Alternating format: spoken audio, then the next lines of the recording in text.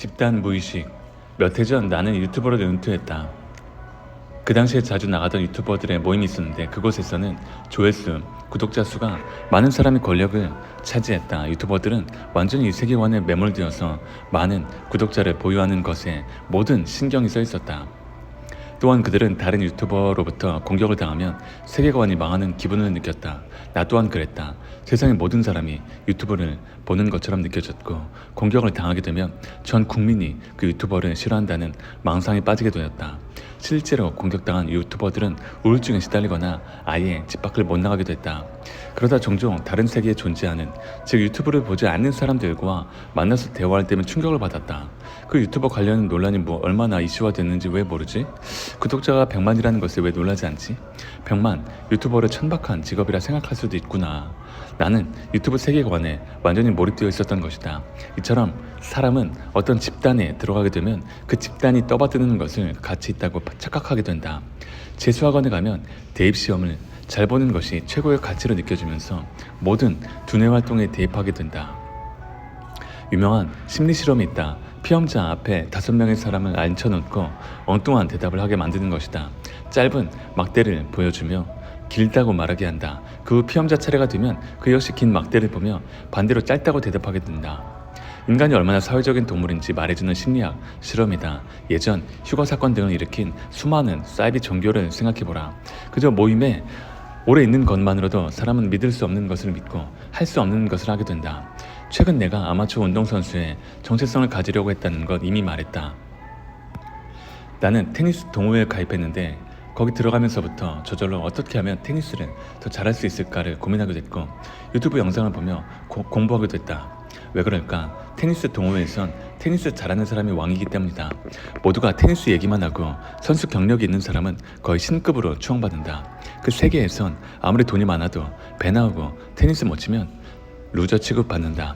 본업을 희생하면서까지 취미활동에 빠져서는 안 되지만 만약 테니스 배우는 것이 행복해 있어 정말 중요한 경우라면 테니스 동호회에 들어가는 게 단시간에 실력을 높일 수 있는 최고의 환경이 된다. 직장인 남편이 아이의 교육이나 부동산에 대해 얘기할 때마다 아내에게 물정 모른다며 구박받는 이유도 그것이다. 전업주부 아내는 매일 부동산 중개소에 가서 수다를 떨고 학부모 모임에도 빠지지 않는다. 남편의 알량한 경제상식, 교육 지식은 아내의 최첨단 정보 앞에서 무용지물을 수밖에 없다. 그럼 경제적 자유를 얻고 싶다면? 그렇다. 경제적 자유를 원하는 사람들이 모인 집단에 들어가면 된다. 돈을 벌고 싶다면 돈에 관심 많은 사람들 속으로 들어가야 한다. 단톡방도 좋고 소모임도 좋다. 처음 나가보면 뭐 그렇게들 돈에 집착하지? 라는 생각도 들 것이다. 하지만 꾸준히 나가다 보면 저절로 물들게 된다. 점차 그곳 사람들에게서 인정받고 싶은 마음이 생기면서 책을 읽고 임장을 나가고 차트를 분석하고 트렌드를 챙겨보게 된다. 물론 낯선 사람들과의 만남을 앞두고 이상한 사람을 만나면 어쩌지 등의 불안감을 갖는 사람들이 있을 것이다. 충분히 그럴 수 있지만 그 또한 본능적인 두려움일 뿐이다. 본능을 역행해야 한다. 새로운 사람들을 만나는 일에 과도한 의미 부여를 할 필요가 없다. 만약 본인이 정체성을 바꾸고 싶다면 의도적으로 어떤 집단에 참여해야 한다. 책을 쓰는 작가가 되고 싶다면 작가 관련 집단을 찾고 참여해야 한다. 물론 수준이 천차만별이라는 초반에는 시행착오를 겪을 수도 있다. 어쨌든 실행하고 참여해봐야 좋은 집단을 고르는 눈이 생긴다. 다시 한번 강조하지만 돈을 버는 것 자체가 의미 있다고 생각하지 않는다. 다만 경제적 자유를 얻어야 소중한 시간을 아낄 수 있고 정신적 자유를 얻을 확률도 크다고 생각할 뿐이다. 나는 어린 시절부터 철학을 공부해보고 싶었고 나만의 사상을 만들어보고 싶었다. 그러기 위해선 우선 돈이 있어야 한다고 생각했다. 그래야 먹고 사는 일에서 좀 벗어나 하고 싶은 일에 집중할 수 있다고 생각했다. 그 생각은 틀리지 않았다. 경제적 자유를 이룬 지금 나는 돈에 연연하지 않고 이렇게 글 쓰는 데에만 집중할 수 있게 되었다. 100년이 지나도 읽히는 책을 쓰고 싶다라는 오랜 꿈에 도전하게 되었다. 당신이 만약 모든 것으로부터 자유롭고 싶다면 먼저 경제적 자유를 얻어야 한다.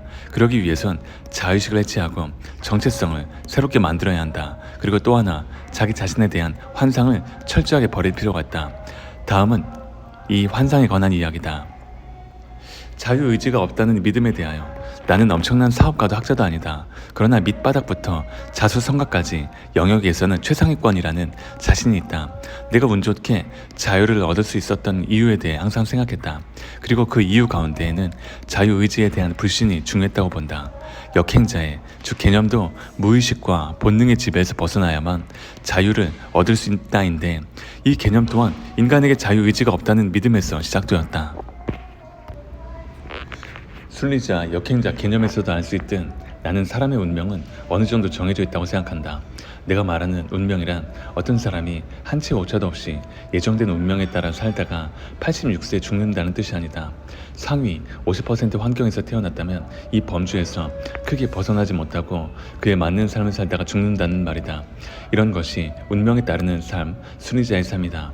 우리에겐 자유의지가 없을지도 모른다는 생각은 나를 겸손하게 만들었다.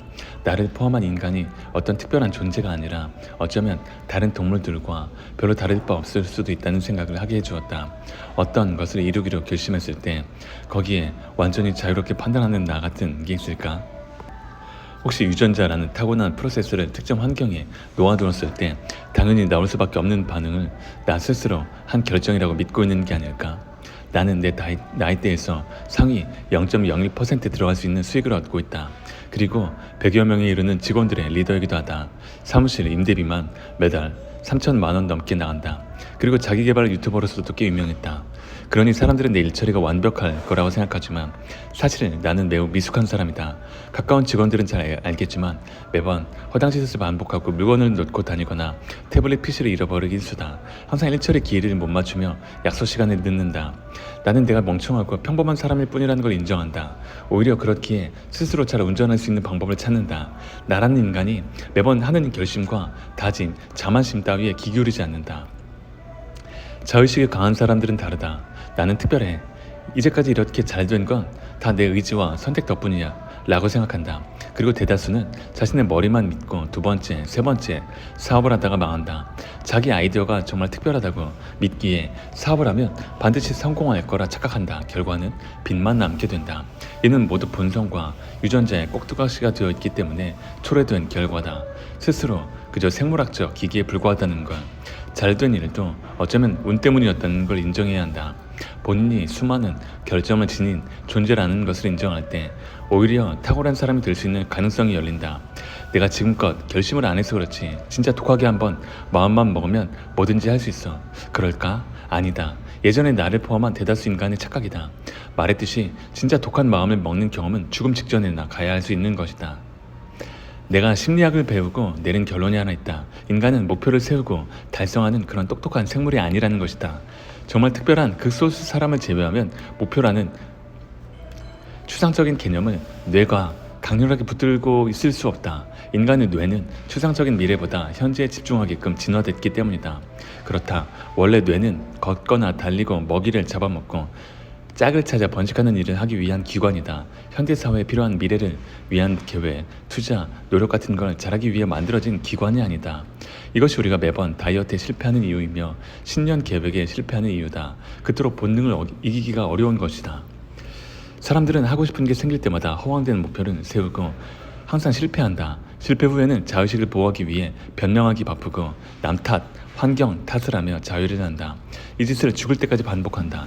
자신이 어떤 존재이며 어떤 과정을 거쳐서 지금의 결과에 이르게 됐는지 그 진실을 보려고 하지 않는다. 그저 내 마음의 상처를 핥기에 여념이 없다.